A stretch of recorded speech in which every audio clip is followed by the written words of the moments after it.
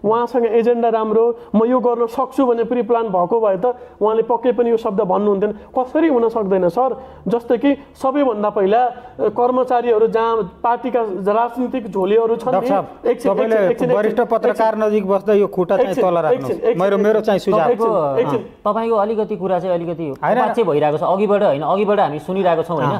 तपाई एक त तपाई आन्दोलनमा कहाँ हुनुहुन्थ्यो? तपाईको सुन्नु पहिलो कुरा मेरो सुन्नु, तपाई आन्दोलनमा सहभागिता छैन, तपाई हामी यो गर्छौं त्यो गर्छौं आन्दोलन गर्दैनौ, तपाई के गर्नु चाहनुहुन्छ? आन्दोलनमा सहभागी देखाउनुस्। आन्दोलन बिना सहभागी एउटा पार्ट हो, आन्दोलन बिना तपाईको माग कसरी चाहिँ सहभागी एउटा पार्ट हो, राष्ट्रियता बोकेको म पनि हो। एउटा कुरा सबैभन्दा सर्वप्रथम तपाईको जे माग छ मेरो पनि त्यही माग छ, एउटा चाहिँ सबैभन्दा पहिला कुरा बुझ्नुस्। अर्को कुरा म के भन्न चाहन्छु भने सबैभन्दा पहिला हामी यो देशमा मात्र नकारात्मक कुरासँग खेल्यो भने, आन्दोलन मात्र गर्यो भने, तहस नहस मात्र गर्यो भने हाम्रो देश बन्दैन के।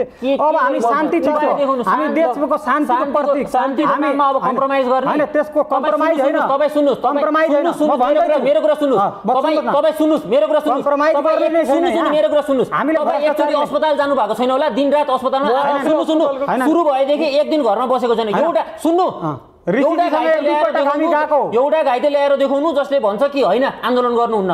घाइते भन्दैछन् आइजै आउनु माइती घरमा, हामी आउँछौँ, व्हील चेयरमा आउँछौँ भन्दैछन् घाइते। तपाईँ कुन हैसियतले भन्दै हुनुहुन्छ? हैन, मैले यो कुरा भन्दैछु, आज जो घाइते भएको छ, जसलाई गोली लागेको छ, उसको पीडा छ, म बुझिरहेको छु, नबुझ्ने होइन। तर हाम्रो पनि माग के छ भने, मेरो चाहिँ माग पर्सनली के छ भने, हामी पटक पटक देशलाई तहस नहस बनाएर हाम्रो देश बन्दैन नि त। हामी देशलाई बरु सुधारेर शान्तिको मार्गमा लगेर यो भ्रष्टाचारीलाई सिस्टममा ल्याएर यिनीहरूले कारबाही गरौँ, उम्रकै सजाय गरौँ, बरु जेलमा हालौँ। म मान्छु डाक्टर साहबको कुरा ठिक छ, तपाईको पनि कुरा ठिक छ। 78 जनाको बलिदानले ल्याएको सरकारले हाम्रो माग पूरा गर्न सकेन। तपाई शान्तिपूर्वक वेद पढेर तपाईले 78 जनाको भन्नुभयो, हिजो 17000 मान्छे मर्दा, सुन्नुस् न, हिजो 17000 मान्छे मर्दा तपाई हाम्रो घर परिवारबाट तपाईले के पनि तपाईको रोलै छैन।